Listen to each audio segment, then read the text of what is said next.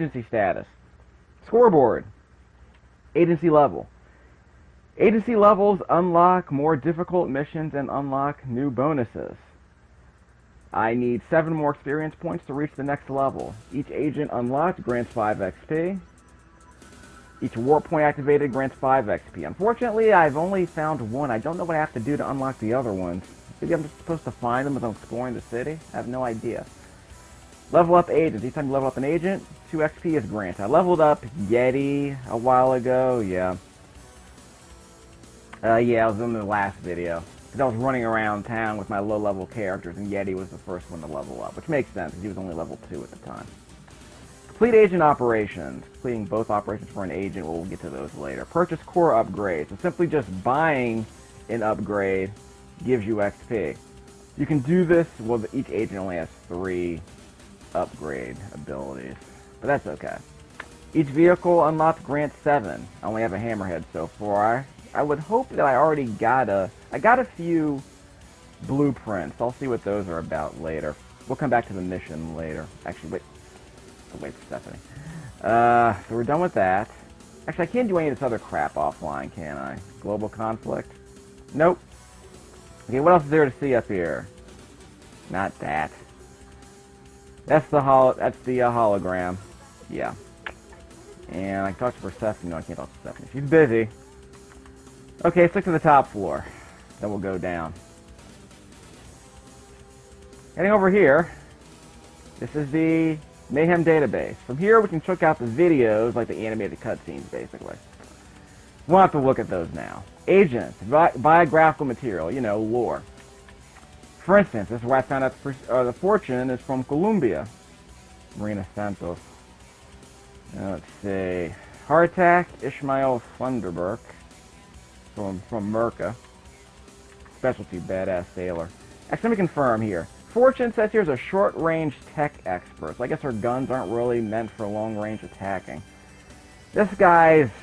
I want to say his shotgun is made for a close-range attacking, too. Hollywood, medium-range commando with his assault rifle. Roderick Stone. So the game starts out with 2 Americans and a Colombian. Okay, so 3 Americans. Rama, first pickup from India. And let's see, long-range archer, yep. And there's Oleg, codenamed Yeti. And let's see, the close-range tank and ice thrower with unlimited ammo. We'll be seeing more of him very shortly.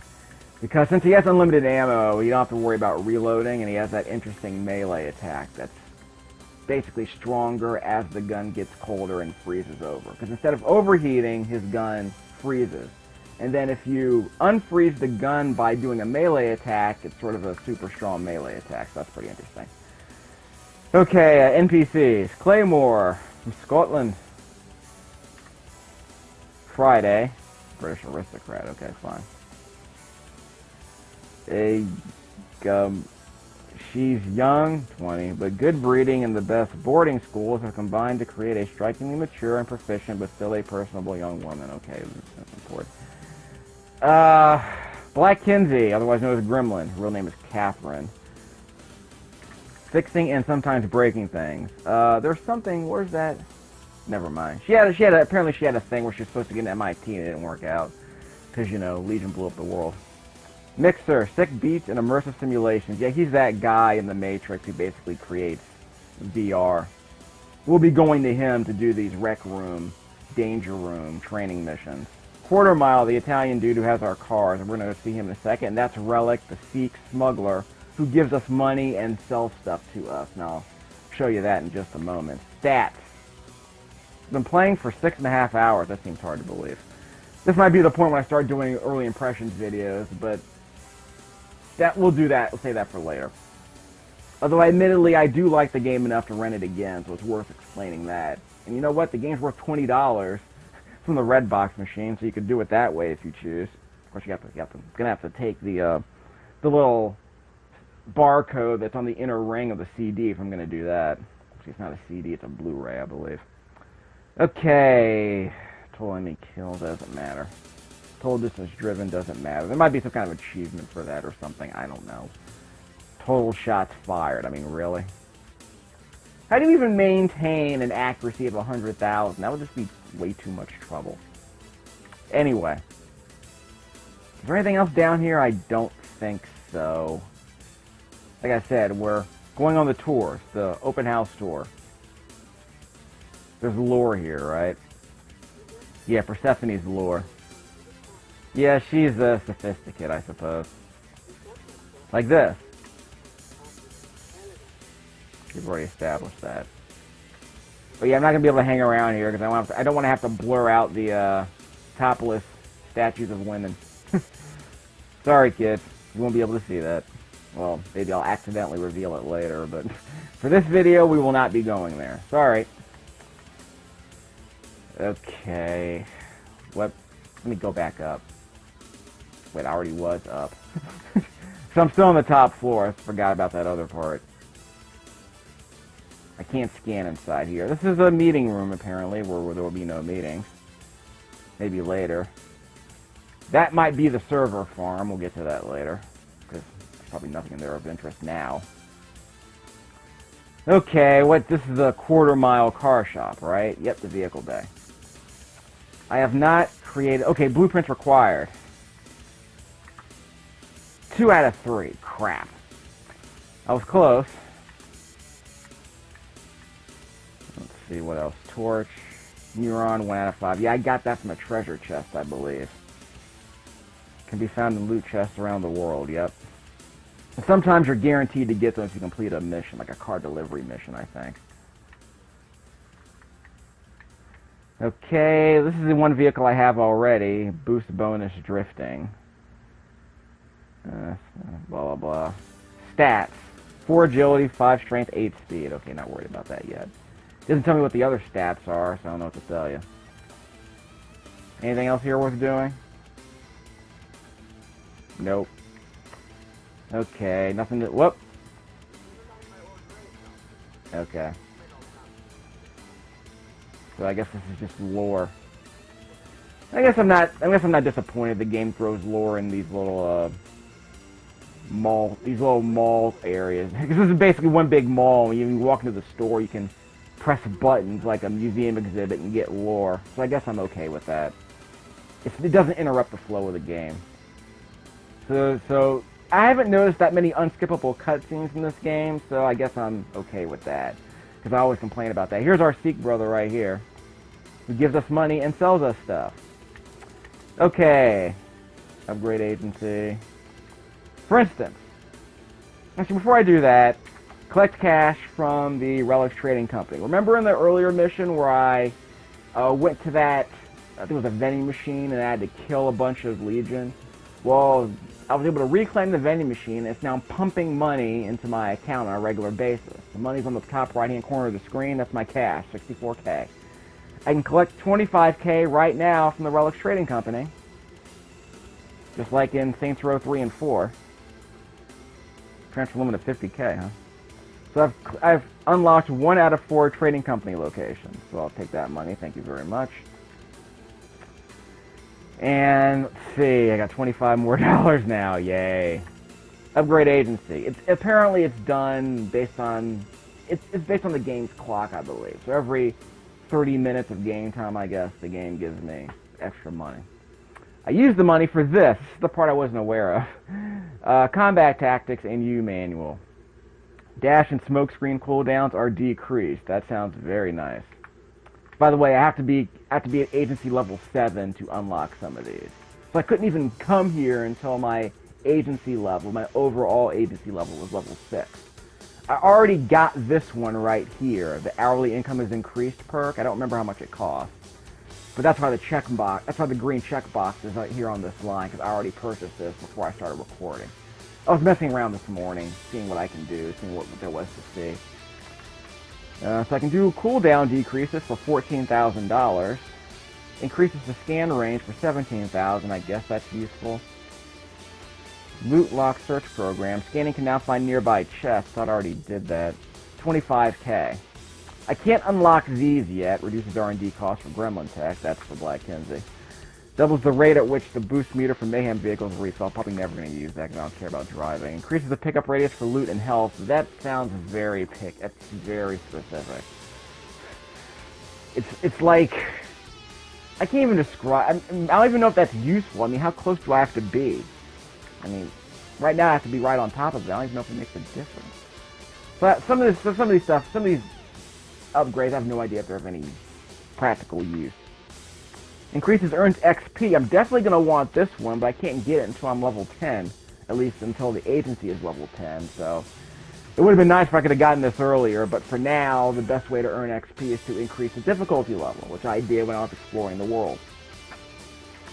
Of course, there's always other problems with that. I probably should lower the difficulty level if I'm going to do a mission, but if I'm just exploring the world, I guess I'll do like the rescue hostage missions with a high difficulty level, and I'll get more experience when I complete those missions. So that's my logic. Swapped out agents to regen their health faster. Level 14 required.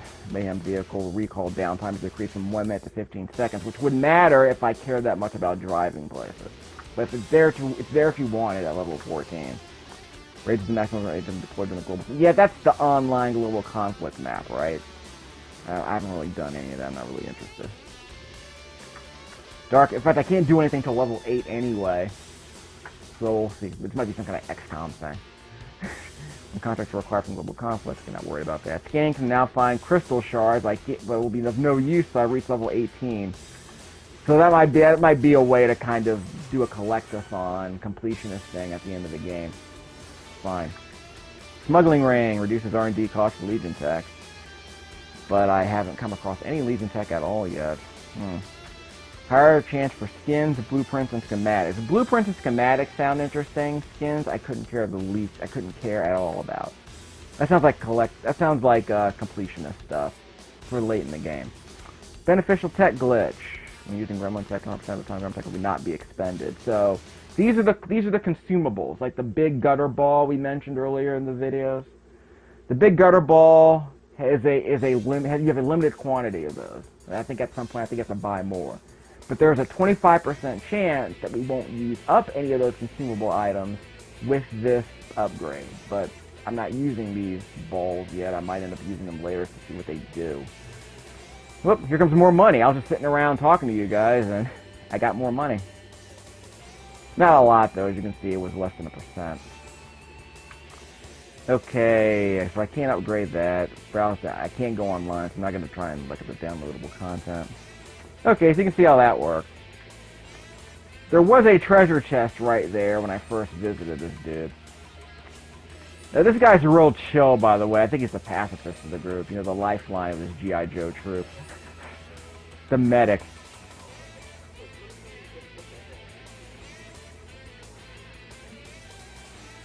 Yeah. This guy likes to chill. I don't know what... There we go.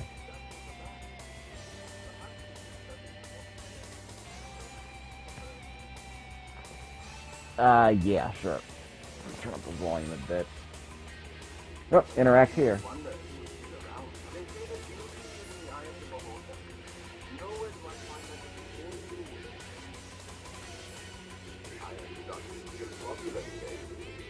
You just got here, dude. See?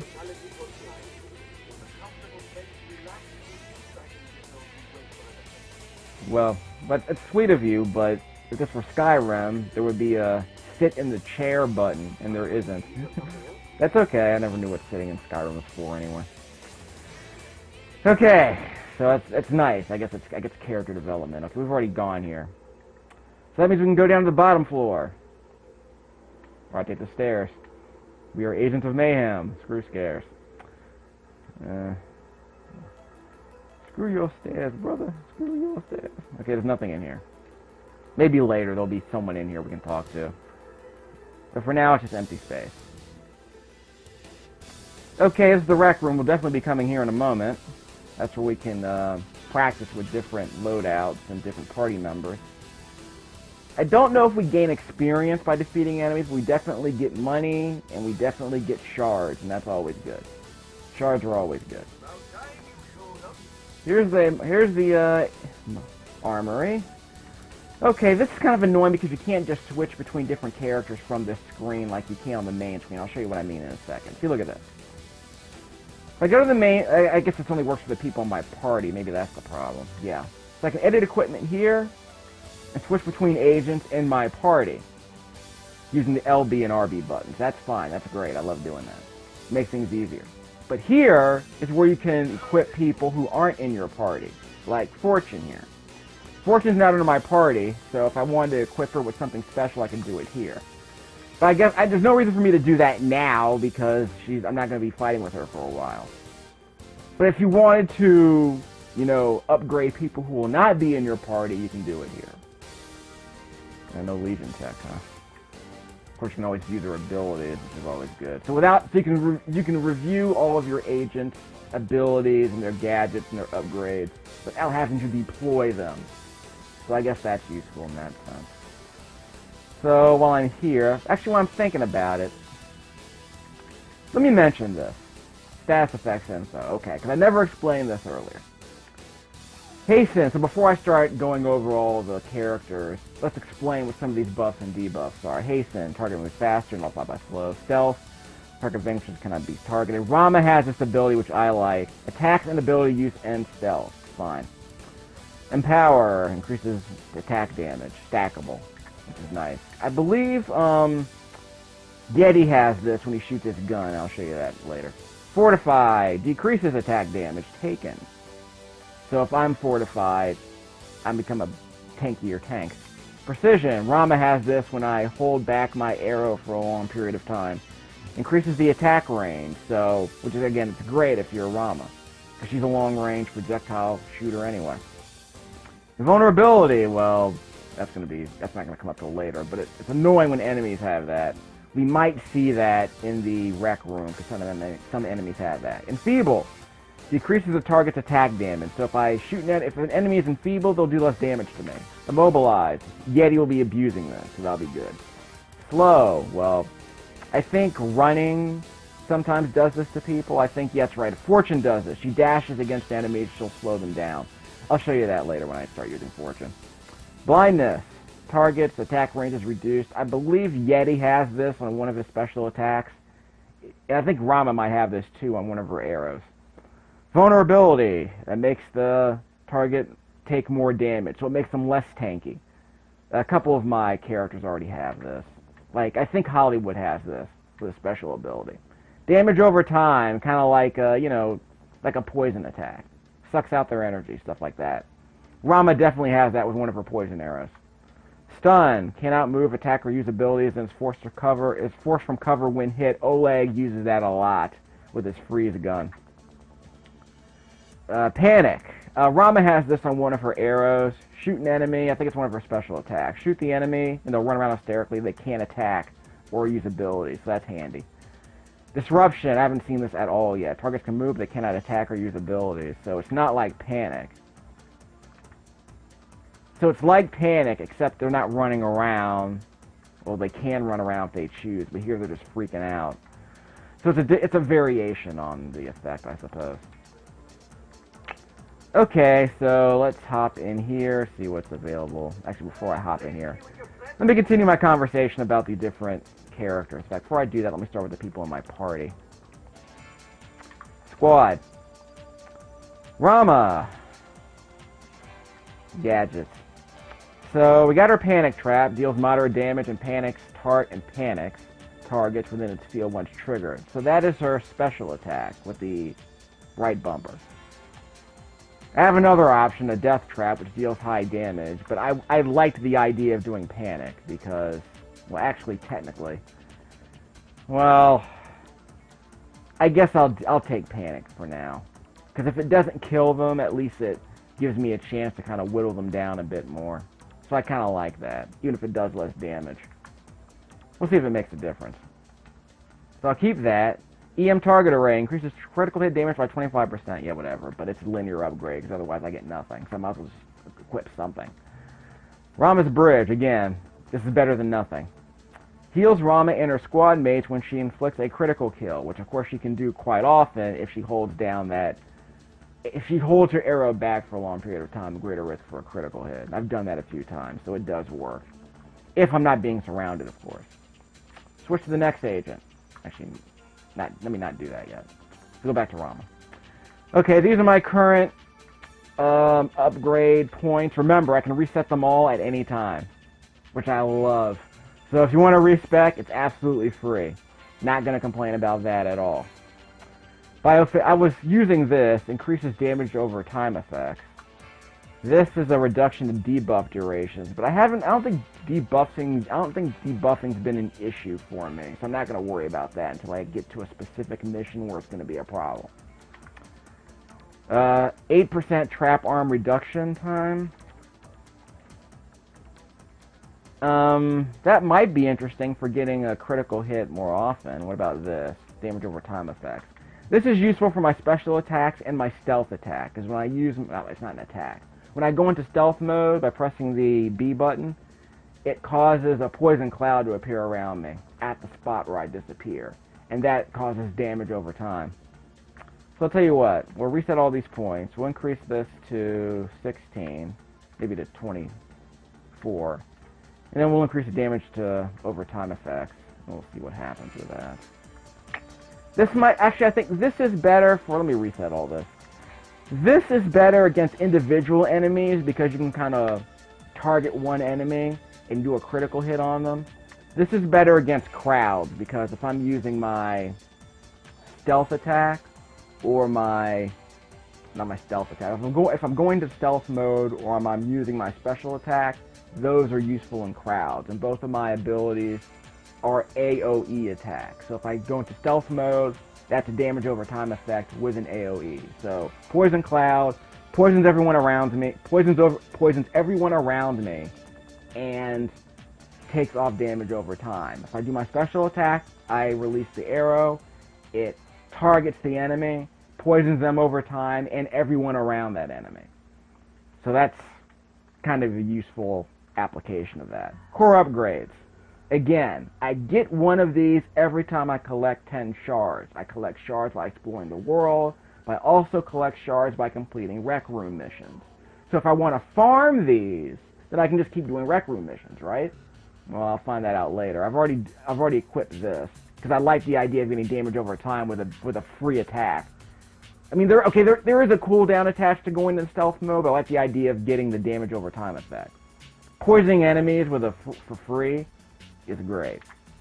And the cooldown on a stealth attack is actually not that long. The cooldown on the special ability takes about, what, 10 seconds, I think? And the cooldown on the Mayhem is, what, minutes? Maybe half an hour or so. I guess if I'm gonna have a damage over time effect, I might as well just use it on something with a short cooldown like that. 2 plague arrows which use their Mayhem ability, but again, I never get to use Mayhem ability. If there's a way for me to build up Mayhem points more easily, I'll do it. I just don't know how. Slayer of Ravana accelerates the cooldown of Rama's special ability, which is good, and grants special bonus ability when she is the active agent and her Mayhem is ready. But again, Mayhem's not that common for me. But the cooldown speed up sounds interesting, so I'll probably just grab that. Okay, so I have 7 cores left. Okay, I'll go back to those guys. New agent abilities. Rama, Mayhem confirmed. Almost never do this, like I said. Damage over time, poison gas, and the poison infects other enemies. Again, this is Mayhem, so it's not going to happen very often. Regular weapon. The longer she charges a shot, the more damage it inflicts. Again, if you're attacking one person, it's like a charge attack. Very handy. And again, you're more likely to get, I think I'm more likely to get a critical hit when I do that. So I like doing that. Special. I think she does about like 200 damage with a regular arrow pull. She might do twice as much with a full strength arrow pull. And if she does critical damage, I think that's going to double it. So she might do 900 damage on a single arrow shot if she gets critical on it. Special attack, moderate damage with panic. So I kind of like that because it's an AoE attack. So if I'm facing a crowd, I just do my special attack and then I can panic everyone in the area, which is nice. Or at least everywhere the area where the arrow strikes. Ability, invisible. Yeah, this is my stealth ability. So I press the... Instead of dashing, she does not have a dash. But I do have the ability to make myself invisible, and when I turn myself invisible, as I mentioned, get the poison cloud, which I like. Spider-Woman can climb walls once. So she can't just climb a skyscraper, she can only climb the wall. She can clamber up the wall a little bit. Let's see. Hold a fully charged bow shot in fine aim for 2 seconds. She gains precision until the shot is fired, or she leaves fine aim. So, zoom in, hold down the arrow for 2 seconds, and then I gain precision, which gives me a longer range. But if I'm well, so I guess I can use precision before the enemy gets close enough. Like I can zoom in on an enemy, but if I'm not close enough, I guess I can hold the arrow back and then stay in zoomed in mode, I guess. I'll manipulate that a bit. I guess the idea is that if I go into zoom mode and walk around, then the next enemy I target, I can target let me put it this way. I walk around in zoom mode, I gain precision after 2 seconds, and now that I have precision, I can stay in zoomed in mode and then target enemies from a longer range. So that might be a way to manipulate it. So zoom mode, stay in zoom mode, hold back the arrow, you get precision, you remain in zoom mode until an enemy walks in front of your path. Because from your path, my target range is now extended now that I'm in precision mode. I guess that's the way I can do it. Specialization, bonus damage to enemies currently affected by a debuff. So that's a specialization. So I can debuff, I give enemies panic mode. So I guess panic counts. I don't know if poison counts as a debuff. It's damage over time. I don't know if that counts as a debuff. I'm not level 10 yet. I'm not going to worry about that. Next agent in my party. Hollywood. So I'll just stick to the talking about the people I'm using now, because again, these are the lowest level agents I have. What does he have? Red Carpet Bomb. Didn't I start out with that? Yeah, I started out with the Attention Seeker. High amount of damage. This does moderate damage, but it also blinds and slows the target. So again, if I know the Attention Seeker isn't strong enough to kill a group of enemies, then I can just use this, which does less damage anyway. It won't kill them either, but at least it slows them down and blinds them. So that might be more useful. Not sure, but that's my logic. Run and gun stock. Got a bunch of these, actually. These weapons. Critical hits increases the automatic reload by 15%, but you get a smaller mag, yeah, whatever. So I like the red text here that says what you lose. Red is the debuff, green is the buff. Again, that's too specific. I don't like critical hits with this guy, because I don't think I'm going to get him that often. If I'm not in zoom mode, if I'm just shooting from the hip, I still get a longer range. Okay. So even if I'm not in zoom mode, I get the benefit of a zoom in, I guess. And firing for, of course, remember he's a moderate range, a medium range attacker, so that's somewhat useful. Run and gun. While firing for at least 2 seconds, I go faster. Okay, I can't equip that because that sounds useful. I might just do this out in the world so I can run faster, I suppose. How long does the haste last, though? Star power amplifier. Okay, so if he's near an enemy, he will enfeeble them and make them vulnerable. So basically, if someone's near him and he dashes near them, they'll become weaker, and their attacks will do less damage, and they'll take more damage from me. And you might remember I gave this guy a dashing ability so that when he drops a bomb every time he dashes. So if there's a guy in front of me and I dash away from him, I'll drop a bomb, and the enemy that I just dashed away from is going to be weaker and take more damage. So it's a win-win-win in that case. Upgrades. Team player. Bonus Mayhem, which sounds great. Of course, it's a squad bonus. As long as he's in our squad, he's giving us passive upgrades. He's helping out our party simply by being in the squad. So that means we get more Mayhem simply because he's in our party. Even if we don't use him, even if he's just sitting on the bench, the fact that he's in our party means that we get more Mayhem. That's cool. More magazine size, maybe it goes. So all these other ones don't seem that useful, but this one seems very useful. 30% bonus Mayhem. Core upgrades. This was the timer grenade I mentioned. Every time he dashes, he drops behind a grenade. And like I said, because I have that special ability where the enemy that I'm dashing away from, like this guy, if I dash away from this enemy, he will be enfeebled, he will be vulnerable, and I'm going to drop a bomb in front of him. So it's probably be great for bosses. So I like this. You walk up to a guy, you dash away from him, you weaken him, and then you drop a bomb in front of him. Sounds good to me. Let's see. It gives us unlimited ammo and a faster... Oh, this is during Mayhem. It gives him unlimited ammo and faster rate of fire. But that's only during Mayhem, so I don't know how I feel about that. Macaroni Western. When I'm not zoomed in, I earn a bonus to his critical hit damage. But against a critical hit bonus, I don't know how I feel about that. Agent abilities. Mayhem. Again, constant explosions. And 4 stacks of fortify. So he becomes tankier. And stuff constantly explodes.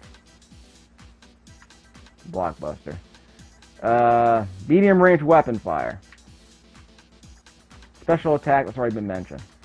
Ability, he can dash and air dash. So I keep him in my party usually pretty much for that reason.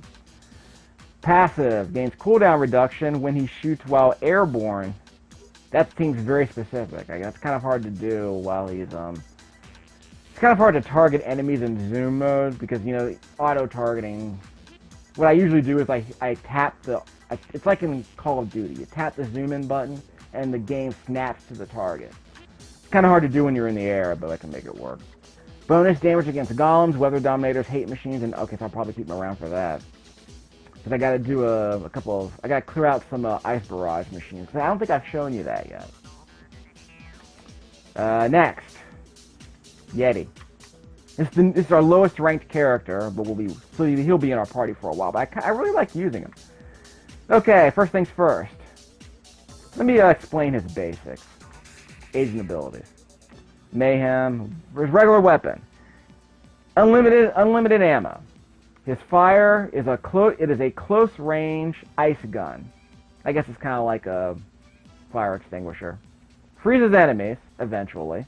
Stuns enemies over time. His gun will accumulate ice as it fires until it freezes, at which point it stops firing. When it's frozen, you press the right stick for a super melee weapon that unfreezes the weapon. If you don't want to do that, you can just press the X button, which is the same as the reload button, and that will unfreeze the gun. Because most people in this game, they have guns with a limited amount of ammo in the magazine. You press the X button to reload. This guy has unlimited ammo, but his gun overheats, or in this case, it goes cold, freezes. If the gun is cold, you can press the X button to unfreeze it, or if there's an enemy in front of you, you can press the right stick for a super strong melee attack that does really strong damage, like that. So that is extremely handy if you're in close quarters combat against a couple of enemies, maybe 3. It was really useful in the rec room. I'll probably be able to show you that before I end the video. Because it was really handy in the rec room. So I'll definitely be using this guy. Mayhem. Master Shockwave that stuns all nearby enemies. He also becomes fortified, so he becomes even tankier. And his weapon immediately freezes. So in Mayhem mode, he stuns everyone who's nearby. He becomes a bigger tank. And his weapon is frozen. So basically you go into Mayhem mode, you run up on somebody, you press the right stick, and you get an instant super melee attack while you're in Mayhem mode. That sounds extremely handy for handling large crowds. Well, crowds at close range. Special attack. Ground pound.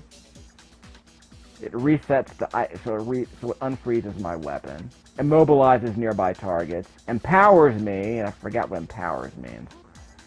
Does that mean I take more damage? That's fortify. Yeah, empower means that I do more damage. Okay, so I press so it freezes everyone around me, makes me stronger, and unfreezes my gun.